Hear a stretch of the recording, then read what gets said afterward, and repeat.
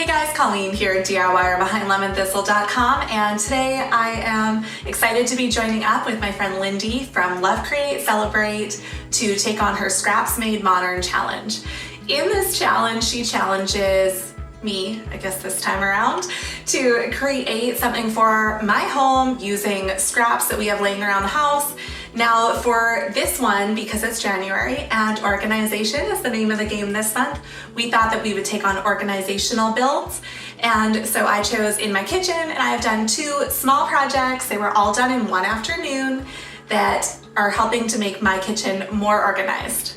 Before I share them with you, if you have not yet subscribed to my channel, I would so love if you did that below so you don't miss out on any more DIY or home decor videos. All right, so I did two projects. The first one is a very simple drawer organizer.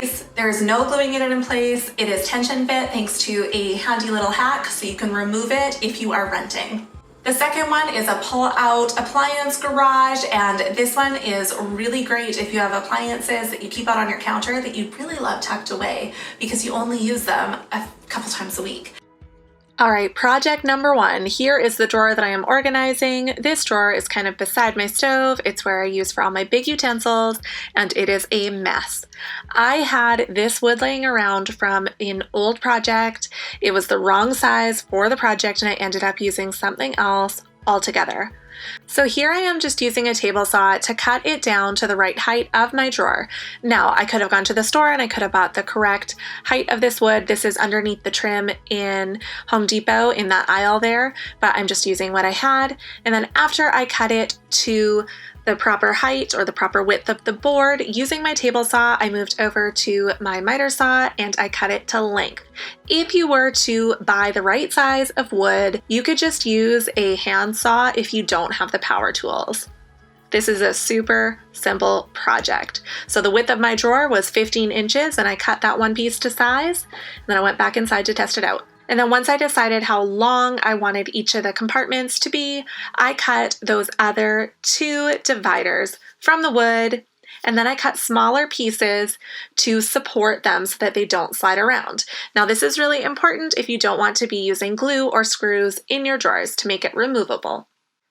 Instead of measuring them all and writing all the measurements down and cutting them all in one go, I found that it was easier to cut the one that goes across first, measure, cut the two long ones, and then measure again to cut the supports. I cut the supports for the outside two compartments first, and then put the things in place, measured the middle, and cut that one last.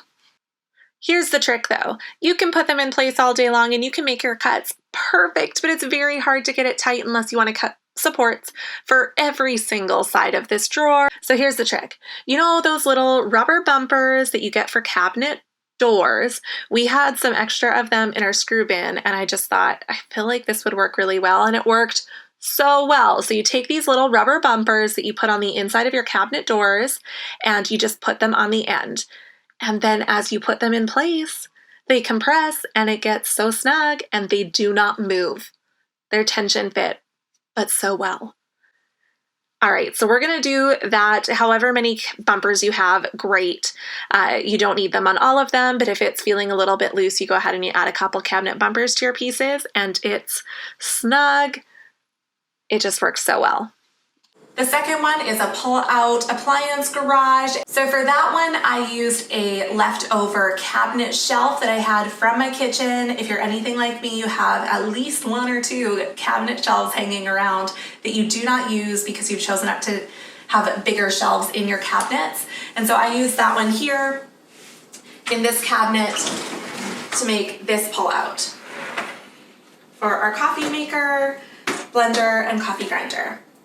Now, a couple things to note about this one is I already had this cabinet with these doors that push back in them.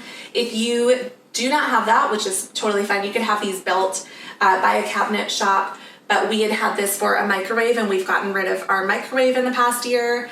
It's been over a year, we didn't miss it, so we wanted to reuse this space that has an outlet in here. Lots of kitchens have outlets in the cabinets. I know that these doors are unique, but you can totally do this with normal cabinet doors. This is just adding a simple pull-out like this. All right, so you've seen the project. This is why I came up with the idea. The espresso machine on my left is my baby. I love it so much, but it is really noisy and I can't use it before the kids are up in the morning. Both my husband and I are up at least an hour and a half before my kids, and we would like a cup of coffee. So we got the little one to the right. It is on a timer and it wakes us up in the morning, which is great. But then after 6:30 in the morning when the kids wake up, that thing is useless and in the way all day.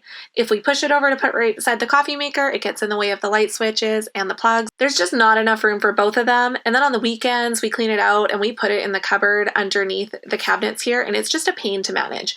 So since we have this microwave cabinet that we are no longer using for a microwave, it's been over a year and we haven't missed it, I thought, what if we could put the coffee maker in there and keep it plugged in and not have to move it around so much? But I don't want the steam damaging the cabinets. So I wanted to make a pull out so that it could do its thing pulled out, and then when we're done with it at 6 in the morning, I can clean it out after it's cooled down, push it back in, and done. Okay, so to make this with any cabinet that you have in your kitchen, first you want to clean it out, of course, and take out the shelves that you have in there. Then you want to measure how big you would like that pullout to be. Now, I wanted to be able to have my KitchenAid mixer beside the pullout. I did not want that to be on the pullout because it is super duper heavy. So I used a shelf that I had already. I didn't end up having to cut it, which was great. To cut those melamine shelves to size, wrap where you're going to cut in painter's tape before you cut through. This will keep the melamine from chipping. Then you're going to want to add drawer slide hardware to the sides of the shelf, as well as to support pieces. Now the support pieces that I'm using here are 1x2 that is pre-primed. This is what I used for the facing on my office built-in shelving. I had some odd sizes left over and 2 of them were long enough to do this with. So I used those for the outsides of the drawer hardware. So I attached those before I put them in place. And then to put them in place, make sure you drill pilot holes first and then attach with screws. Make sure that you measure the length of your screws to make sure that they're not going to poke through the other side. I put the one drawer slide in the corner first, and then I put it all together and marked where the second drawer slide would be before I installed that second one. And the drawer slide went in like butter. I didn't have to adjust a thing. I was so happy. It worked really well. It really was such a simple project for how big the impact is on our lifestyle.